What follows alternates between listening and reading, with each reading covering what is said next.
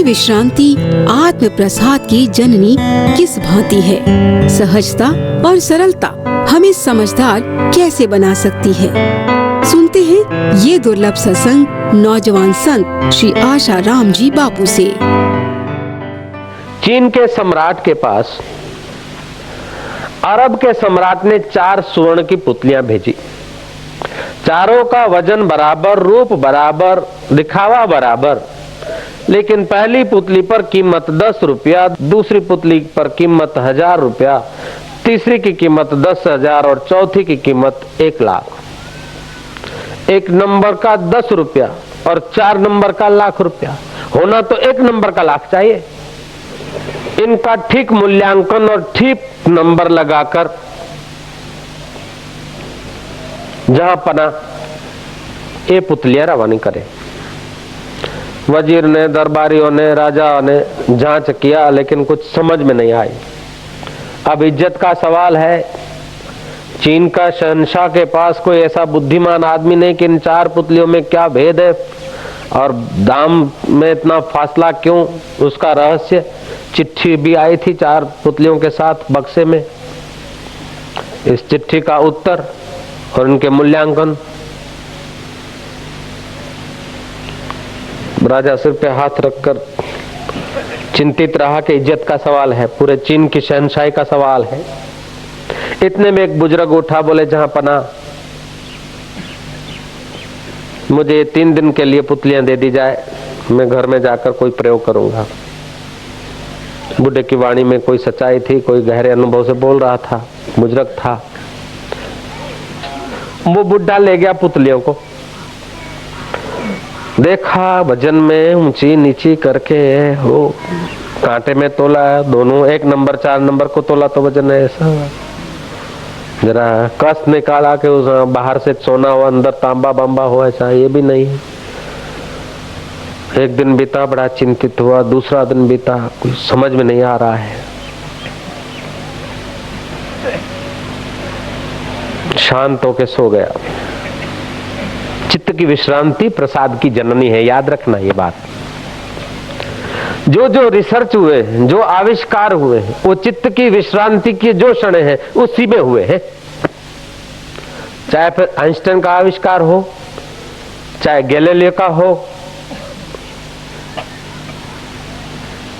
चाहे दूसरे किसी का हो, लेकिन जो भी जगत में बड़े बड़े काम हुए हैं, जाने अनजाने चित्त की एकाग्रता, जाने अनजाने योग की भूमिका में आदमी प्रविष्ट होता है। मैं कौन हूं और क्या कर रहा हूं ये भूल जाता है। देहाध्यास गलित हो जाता है। अनजाने में अपने क्षुद्र अहम को भूल जाता है। तब आत्मा का प्रकाश उसके बुद्धि में पड़ता है, वो प्रज्ञा का काम दे देती है बुद्धि उस क्षण के लिए। सुंदर कलाकार अपनी कला कुशलता में इतना तत्पर हो जाता है कि मैं कला कारीगरी कर रहा हूं या एक मूर्ति बना रहा हूं या कला कुशल कर रहा हूं, भूल जाता है। तब उसकी कला आकृति चमक निकलती है। तेरा चित्र निकालता है ना, तो चित्र निकाल रहा हूं जब तक याद है तब तक बढ़िया नहीं होगा। चित्र में जब चित्र बन जाता है, अनजाने में वो एकाग्र हो जाता है, तो सुंदर चित्र उबस आता है उसके हाथों के द्वारा। सेवा करते करते आप देह अध्यास भूल जाते तो सेवा करने में आनंद आता है। कीर्तन करते करते आप देह अध्यास भूल जाते तो आनंद आता है। सत्संग सुनाते सुनाते मुझे ये सुनाना है, बढ़िया भाषण करना है, इस विषय पर प्रकाश डालना है, ऐसा सोचकर बढ़िया तैयार करके जो लोग कागज लेकर स्टेज पे बोलते प्रभाव डालने के लिए, तो उनका प्रभाव नहीं पड़ता। और जो लोग टूटी फूटी भाषा में सहज स्वभाव देह अध्यास से अनजाने में हटे हुए होते हैं, उनकी वाणी संत वाणी बन जाती है, उसकी वाणी बुद्ध वाणी बन जाती है, कबीर वाणी बन जाती है, नानक वाणी बन जाती है। श्री राम। तो भैया जिस समय हम अनजाने में ही देह अध्यास से जितने परसेंटेज दूर होते हैं, शुद्र अहम से जितने टका दूर होते हैं, स्वाभाविकता में जितने टका होते हैं, उतने टका वो दृष्टांत, चाहे परंपरागत सुनी हुई कथा, चाहे पढ़ी हुई कथा, चाहे सुनी हुई, चाहे जानी हुई, मानी हुई, जो भी होती है, उसका अर्थ ठीक आपके ठीक पैर तब पड़ते हैं जब आप जाने अनजाने देह अध्यास से ऊपर होते हैं। श्री राम। आप देह अध्यास से ऊपर हो जाइए, आपके ठीक पैर पड़ने लगेंगे। और नहीं तो आप संभल संभल के भी रहेंगे ना, तभी भी कहीं न कहीं गोथा खा जाएंगे। एक बार किसी लुमड़ी ने, किसी गिद्दड़ ने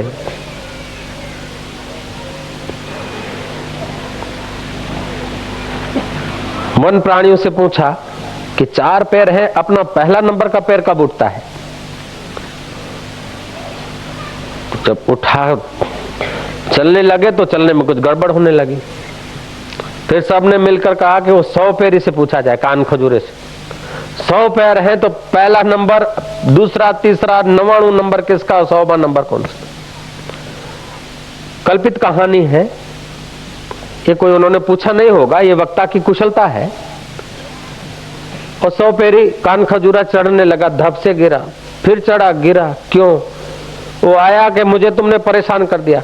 जब से मैं जब चढ़ने वाला बना और कौन सा पैर रख रहा हूं, कौन सा नहीं रख रहा हूं, ये सोचता हूं ही तो मैं गिर जाता हूं। और स्वाभाविक चल रहा था तो मुझे पता ही नहीं था कि मैं दीवार पे चढ़ रहा हूं। और अब जब संभल संभल के चढ़ता हूं, मुझ में आ गया संभलना और मैं पना, तो अब चढ़ना मेरा मुश्किल हो गया। कृपा करके किसी कान खजूरे से ये प्रश्न मत पूछना। जय हो। तो ऐसे ही जब आप वक्ता बनते हैं और किसी विषय पर प्रकाश डालेंगे तो आपके प्रकाश का कोई विशेष अर्थ नहीं होता। आप किसी विषय पर प्रकाश के हेतु से वक्ता तो बने हैं, लेकिन वक्ता बनने का भूल गए और स्वाभाविक बोल रहे हैं, तो न जाने उस समय कितने कथा के अर्थ अप्रकट होंगे।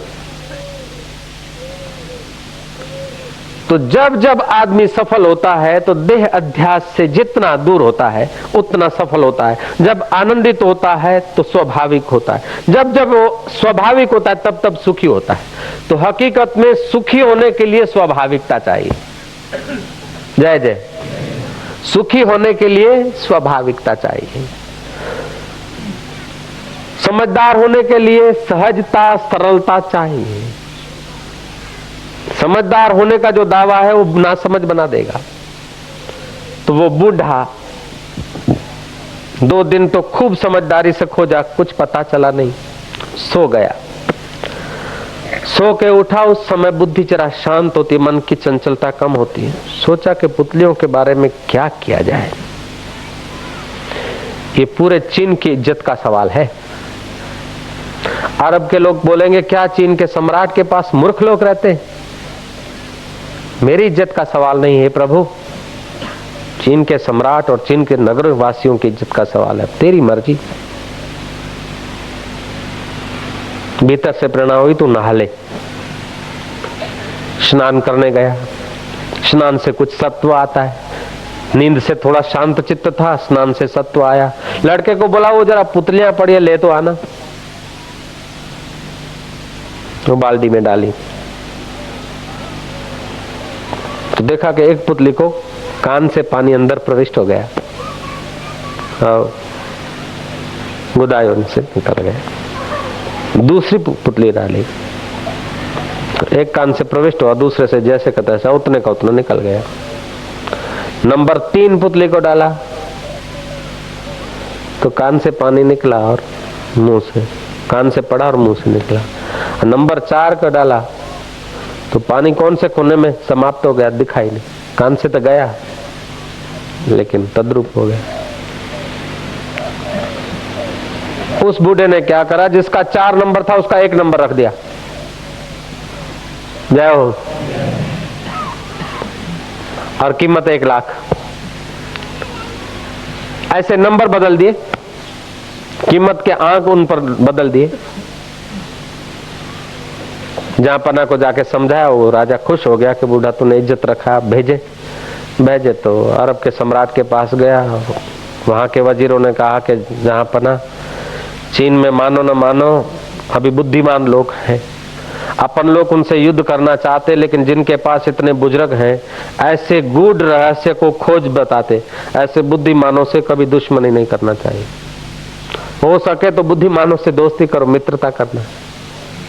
जिनके पास बुद्धिमान लोग हैं उस राजा से दुश्मनी करके आप फतेह नहीं पा सकते। जय हो। तो बुद्धिमान व्यक्ति राज्य को बचा लेता है, बुद्धिमान व्यक्ति घर को बचा लेता है। अरे बुद्धिमान व्यक्ति 84 लाख जन्म मरण के चक्कर से बचा लेता है, तो घर को बचाए तो क्या बड़ी बात है, राज्य को बचाए तो क्या बड़ी बात है।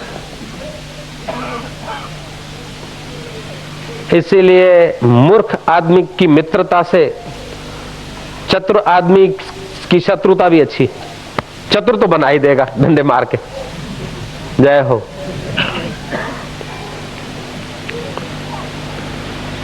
तो जगत में जो जो दुख होते हैं प्रज्ञा के दोष से होते हैं,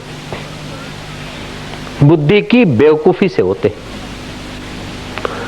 जितनी जितनी बुद्धि की बेवकूफी दूर होती है उतना उतना आदमी स्वतंत्र सुखी होता है। आदमी एमए पढ़ गया और वो बुद्धिमान हो गया, ये मुश्किल है कहना। और आदमी अंगूठा छापे और मूर्ख है, ये कहना भी बेवकूफी। जय जय। अनपढ़ आदमी मूर्ख है और एमए पढ़ा बुद्धिमान है, ऐसा कहना भी बेवकूफी है। सचमुच तो बुद्धिमान वो है कि सुख के समय और दुख के समय जितना टका सम रहता है, जितनी उसकी समता है उतना वो बुद्धिमान है, और जितना वो विषम हो जाता है उतना वो बेवकूफ है। जय हो। प्रभु तेरा और मेरा रिश्ता ऐसा है जैसे जल में तरंग, फूलों में सुगंध। हकीकत में आत्मा और परमात्मा का ऐसा संबंध है, आप परमात्मा से एक रत्ती भर कम नहीं, आप ईश्वर से एक तिल भर कम नहीं है। ईश्वर की कसम खा के बोलता हूं कि आप ईश्वर से तिल भर कम नहीं। लेकिन क्या बात, एक जरा सा दुख कितना परेशान करती थी, जरा सी विपरीत अवस्था।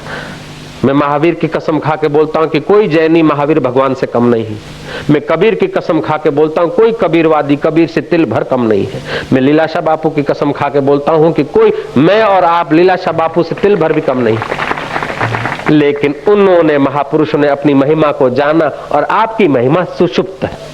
सब बीज वट वृक्ष बनने की योग्यता रखते, कोई बीज वट वृक्ष से कम नहीं है। लेकिन तोड़ फोड़ के देखोगे तो वट वृक्ष दिखेगा नहीं, संयोग मिलेगा तो वट वृक्ष के कतई कम नहीं दिखेगा। ऐसे ही आपके जीवन में जरा संयोग आने दो, प्रज्ञा को प्रकाशित होने दो, फिर आपको पता चलेगा कि नुक्ते की हेर फेर में खुदा से जुदा हुआ था। नुक्ता अगर ऊपर धर दो तो जुदा से खुदा हो गया।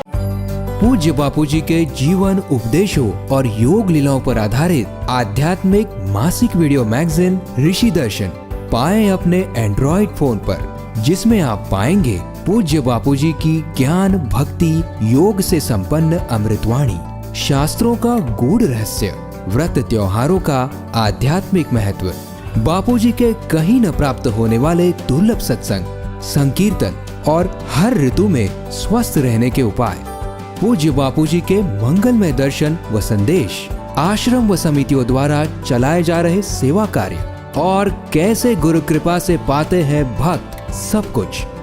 इजी साइन अप मोबाइल पर ही हर महीने ऋषि दर्शन को डाउनलोड अथवा प्ले करें। Easy payment and easy membership.